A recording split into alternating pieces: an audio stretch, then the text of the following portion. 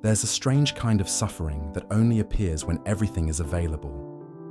You feel it not when your fridge is empty, but when it's too full and nothing feels right. Not when your wallet is thin, but when it's thick with choice. And yet you can't stop scrolling, can't stop comparing, can't stop consuming. Not because you need more, but because you've forgotten how to want less. This is the paradox of modern abundance. We live surrounded by options, but we feel more anxious, more scattered, more emotionally fragmented than ever. The shelves are full, the apps are endless, the sales never stop.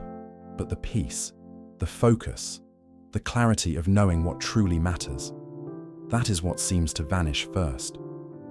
Marcus Aurelius saw it centuries ago. In the midst of empire and luxury, he warned, "The things you think you need may be the things that enslave you."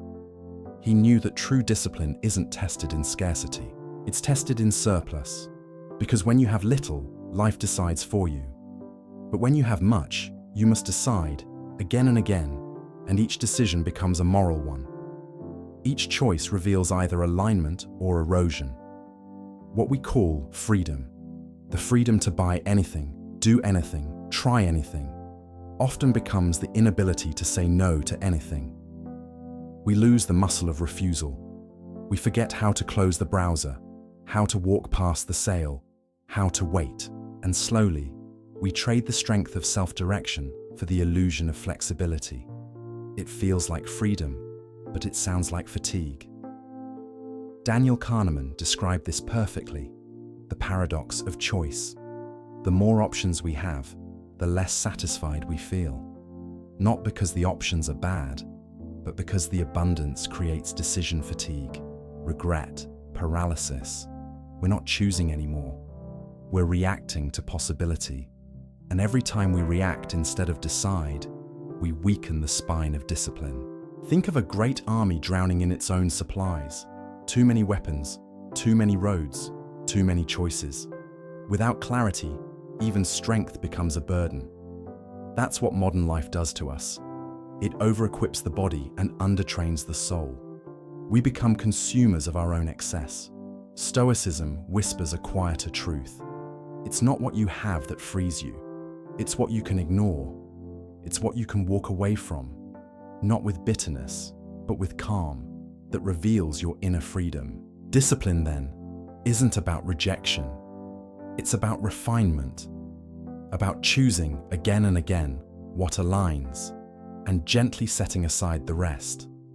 If you've ever felt like having more only made you feel less focused, less grateful, less alive, this is your moment to pause. Like this video. Subscribe. Comment the word discipline if you know you're being called back to your quieter strength. The strength not of excess, but of enough. There is a moment, quiet, subtle, almost invisible, when a person's relationship with money begins to drift. It happens not in crisis, but in comfort. Not when the account is empty, but when it's full enough to whisper, "Go ahead, you can afford it." And from that single phrase, a new story begins. A story not of wealth, but of erosion. Because just because you can afford it does not mean it serves you. And most financial damage today begins not in scarcity, but in capability. The danger of abundance is not excess alone, it's permission. When income rises, discipline doesn't always follow. What often expands faster is our sense of entitlement. We widen our lifestyle, stretch our comfort zone, allow small indulgences to become norms, and call it reward. But over time, those rewards dilute our peace. They fill our days, but empty our clarity. This is what behavioral psychologists call permission creep. When your capacity increases, so does your self-justification, until you're no longer spending for joy or purpose, but for performance. Marcus Aurelius warned us, if it doesn't add value to your soul, it subtracts from your time. He wasn't anti-pleasure. He was pro-alignment. He believed that wealth is measured not by what we can gather, but by what we can walk away from. And in that walking away, we don't lose power. We discover it. That's why the Stoic path teaches discernment over denial. It doesn't say, don't spend. It says, spend only on what reinforces who you are. That $200 dinner may feel justifiable today, but would you still want it if you earned half as much? That impulse buy might seem harmless, but would your wiser self, the one not tired or anxious or chasing status, agree? This is the essence of what I call the reverse budget filter, a question that anchors your soul before you let your hand reach for the card. Would I choose this if my income were smaller, but my peace were greater? That is the test, not of your bank balance, but of your priorities. Because abundance, left unexamined, becomes a quiet anesthetic. It dulls your ability to feel what truly matters, to taste simplicity, to appreciate restraint. And soon, you're not spending to nourish life. You're spending to escape the noise that your spending created. So when the next opportunity arises, the next trip, gadget, upgrade, indulgence, don't ask, can I afford this? Ask, does this deepen my clarity, or does it feed my distraction? Because clarity is not bought, it's chosen, and every purchase is a practice in who you're becoming. We often believe that character is forged in hardship, that the fire of scarcity tempers the blade of resilience, and there is truth in that. But the Stoics knew a deeper test. The harder battle is not when you have little, but when you have plenty, because in crisis, decisions are stripped bare. There is no choice but to focus, but in comfort, the temptations multiply, choices expand, identity softens, and that's when discipline fades, not with force, but with forgetfulness. Comfort lulls us. It teaches us that effort is optional, that habits don't need tuning, that peace will remain even when vigilance sleeps. But it doesn't. Comfort is the erosion of edge. You wake up later, you click buy more casually. You tell yourself, it's fine, it's just once. And slowly, the posture that once stood tall in adversity begins to slouch under indulgence. Seneca warned, poverty isn't having too little, it's wanting more. The real threat to discipline is not pain, it's appetite. Not what you lack, but what you keep chasing even after your needs are met. This is the cycle of hedonic drift, the psychological pattern where pleasures quickly normalize and you begin needing more stimulation to feel the same joy. But joy cannot keep up, and so you spiral, not in crisis but in comfort. That's why discipline must be practiced even when it's not required, especially when it's not required. Like a warrior who trains in times of peace. You don't wait for scarcity to remember restraint. You cultivate it through rhythm, through deliberate limits, through chosen simplicity, not as a punishment, but as a grounding. Try this, a weekend of voluntary scarcity. 2 days. Limit your consumption, no shopping, no ordering out, no excess scrolling. Eat what's already at home. Sit with stillness, not to suffer, but to see. Because when the noise stops, the truth gets louder. You'll notice your impulses more clearly, your reflexes, your cravings. And in that noticing, a new kind of wealth appears, self-awareness. Discipline is not just the tool for surviving difficulty. It's the language of alignment, a way of reminding yourself who you are, even when nothing demands it, especially when nothing demands it. And the more you choose that practice in times of ease, the stronger your integrity becomes, not brittle, but rooted. So don't wait for a storm to test your values.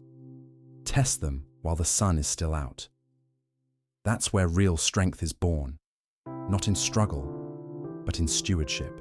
Not in crisis, but in choice. There's a spending that comes from need, and there's a spending that comes from noise, a deeper noise, the one that rises not from hunger or utility, but from the whisper of ego. You've worked hard. You deserve this. They'll notice if you wear that again. You need to show you've made it. These phrases rarely scream. They slide under your thoughts, coating every financial decision, in invisible expectations. And before you realize it, you're not buying for yourself anymore. You're buying for a silent audience you've created in your mind. When the ego feels uncertain, it reaches for symbols, new clothes, new gadgets, a better car, a luxury trip. Not because they bring meaning, but because they broadcast a version of us we want others to believe. And the cost isn't just financial, it's spiritual, because every purchase made to signal worth chips away at your inner clarity. You begin to confuse approval with identity, lifestyle with dignity, consumption with confidence. Psychology names this the identity reinforcement loop. You build an image, and then you begin spending to maintain it, even when it no longer reflects your values, even when it exhausts you. I'm someone who always dresses sharp. I always pick up the bill. I buy quality, no matter the price. These aren't always signs of pride. Often they're signs of fear, the fear of being ordinary, of being unseen, of being judged. But the Stoics offered a different kind of mirror, one not made of glass, but of principle. Marcus Aurelius, with all the world in his grasp, chose to live simply, not to be applauded, but to stay aligned. Because the more you own, the more you have to manage. The more you display, the more you invite attachment. And the more you perform, the less you live. That's why every financial decision must pass through the mirror test. Ask yourself, who am I buying this for? The deeper me, or the imaginary eyes I'm trying to impress? If it's not for peace, for purpose, for alignment, pause. Because the audience in your mind pays no price. You do. The ego promises power through visibility. But real power is what you no longer feel compelled to prove. It's the freedom to repeat outfits, to drive a modest car, to decline an invitation, to say, this is enough, and mean it, not from scarcity, but from sovereignty. The golden cage of freedom is built from purchases made to feel free. But freedom is not purchased. It is remembered. It is protected. And often, it is most alive in the quiet refusals no one else sees. There is a quiet erosion that takes place not in poverty, but in prosperity. When everything is available, when no door is closed, when every craving can be satisfied in moments, something ancient within us begins to fade. Not comfort, not security, but clarity, the sharpness of values, the edge of discernment, the humility of limits. We forget not because we are bad, but because we are surrounded by ease, by offers, by a world designed to say yes, even before we know what we're asking for. The more we can buy, the less we ask why we buy. The more we upgrade, the less we examine what needed fixing in the first place. And soon, the line between desire and distraction disappears. You're not buying from alignment anymore. You're buying from momentum, from numbness, from habit. And slowly, your spending stops being a reflection of virtue and becomes a reflection of appetite. Epictetus wrote, "Wealth consists not in having great possessions, but in having few wants." To the Stoic, abundance isn't about access, it's about appetite. It's not about how much you own, it's about how little you feel pulled to chase. The disciplined soul doesn't fear wealth, but it refuses to be defined by it. Because when your identity is built on restraint, not reaction, your purchases shift from performance to presence. To reclaim that clarity, begin with awareness. List your last 10 purchases. Don't judge them, just classify them. Under one of the 4 Stoic virtues, temperance, wisdom, courage, justice, and observe. Which ones served your peace? Which ones were born from impulse? Which ones honored your responsibilities? And which ones escaped them? A man once told me he used to upgrade his car every 3 years, not because the old one failed, but because it had become part of his rhythm, something that signaled renewal. Until one year, he didn't. He kept the car. and used the money instead to care for his aging father. A quiet act, unseen by most, but unforgettable to him. "That was the first year," he said. "I felt rich." That is the power of virtue. It makes you feel full, without excess, clear, without complexity, anchored, without applause. Abundance, unmanaged, seduces you into forgetfulness. But when managed through virtue, it becomes something higher, not noise, but nourishment, not indulgence, but intention. Let your wealth be measured not by your possessions, but by the quiet strength of what you no longer need to crave. Let virtue, not volume, guide your hands. To the world, poverty is something to escape, a condition to fix, a flaw to outrun. But to the Stoics, poverty, when chosen, when practiced deliberately, becomes a tool, a sharpened edge of the soul, a reminder that abundance is not always a gift. Sometimes it is a fog, a soft, invisible weight that clouds judgment, slows decisions, weakens the voice of inner alignment. And so they practiced selective poverty, not as punishment, as purification, not to suffer, but to see. Marcus Aurelius ruled the known world, yet he chose to live like a philosopher. His meals were plain, his clothes unadorned, not because he lacked resources, but because he feared dependence. He knew that to be owned by luxury is to lose the clarity that comes from self-command. "It is not the man who has too little," wrote Seneca, "but the man who craves more, who is poor." In that, the Stoics inverted the myth of abundance. They taught that the truly rich man is the one who has no need to prove it. Modern wisdom echoes this ancient clarity. Morgan Housel reminds us, spending money to show people how much you have is the fastest way to have less. Because the more you display, the more you attach. The more you attach, the more you fear. And the more you fear, the less free you become. Discipline, then, is not a rejection of pleasure. It's a quiet return to peace. When you choose limits, not imposed from outside, but selected from within, you build a container for meaning. You no longer need to prove, to chase, to accumulate. You begin to live inside your values, not outside your cravings. And suddenly, everything shifts. Spending slows, desires shrink, gratitude expands, and in that new rhythm, you rediscover the part of you that cannot be bought, your presence. So don't resist abundance.